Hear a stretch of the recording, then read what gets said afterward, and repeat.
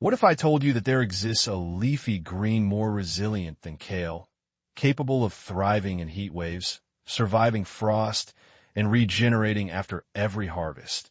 Yet it has been almost entirely erased from modern gardens. Imagine a plant that keeps producing throughout the season, offering sustained nutrition without the labor-intensive cycle of replanting. Now consider the contradiction. This vegetable was once prized by gardeners, herbalists, and nutritionists for centuries, yet today it is relegated to niche markets, overlooked in favor of trendy or commercially controlled greens. Generations were guided toward kale, spinach, or supermarket staples, while this plant, simple, fast-growing, and nutrient-rich, was quietly marginalized. It grows where other vegetables fail, tolerates extremes that would kill most crops, and continues producing after each cut, giving households and communities an unmatched food supply. Yet, despite its obvious value, it rarely appears in guides, grocery aisles, or school lessons. The question arises, why has such an extraordinary plant been hidden from ordinary gardens? By the end of this video, you will know exactly what it is, why it was suppressed, and who benefited from keeping it from public knowledge. You will uncover truths about nutrition, agriculture, and control, truths that were intentionally buried to serve interests far removed from your health or well-being. This channel is dedicated to exposing the realities behind everyday systems, from the foods we eat to the structures that shape society. We follow the money, document facts, and reveal what has been hidden from public view. Our investigations are fact-based, methodical, and committed to truth. Here, you will see beyond marketing, official narratives, and societal convention. Understanding these patterns protects you from manipulation, whether in agriculture, health, or commerce. Subscribe to join a community dedicated to uncovering the overlooked, because knowledge is the first defense against systemic suppression.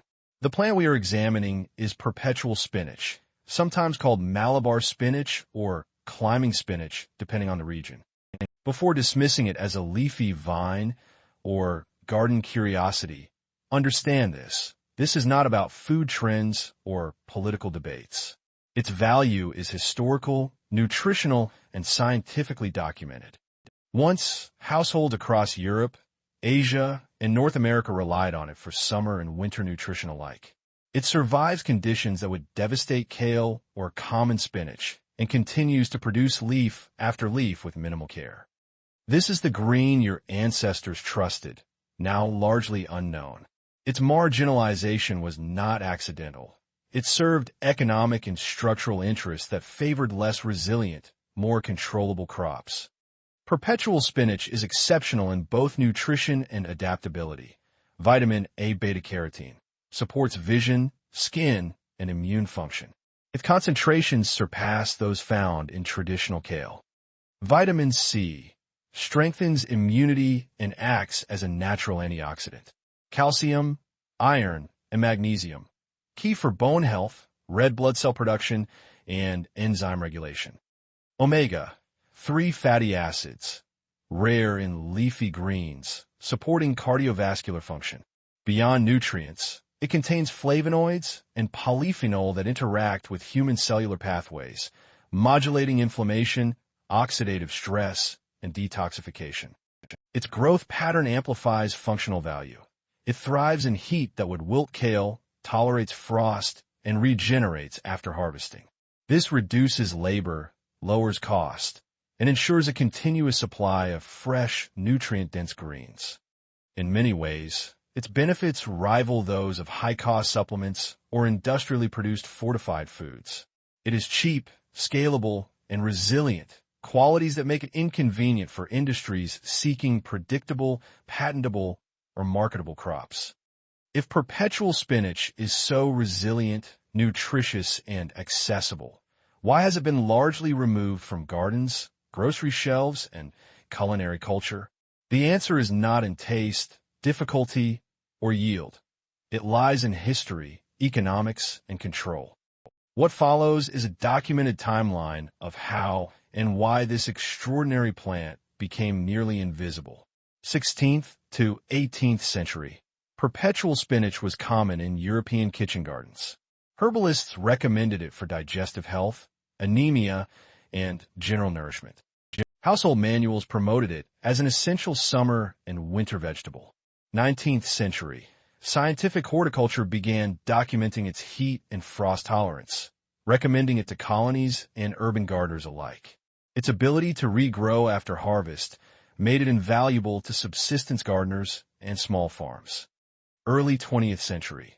Industrial agriculture favored uniform crops, spinach, kale, lettuce, that could be easily packaged, transported, and standardized for market consumption. Perpetual spinach, climbing and harder to control at scale, fell out of favor. Corporate and market threats.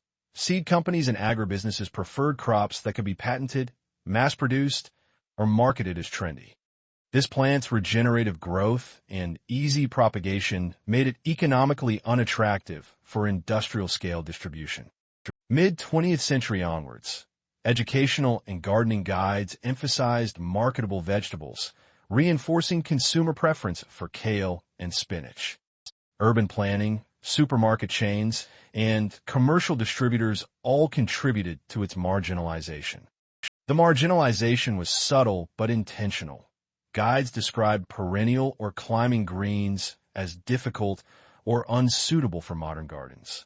Media and cookbooks promoted trendy vegetables that aligned with commercial interests. Language shaped perception. Modern, marketable, safe versus old-fashioned, vining, or impractical. The effect was predictable. Households shifted their attention and resources toward conventional crops. Public knowledge of the plant's resilience, nutrition, and versatility faded, creating a gap that commercial interests exploited. The consequences were tangible.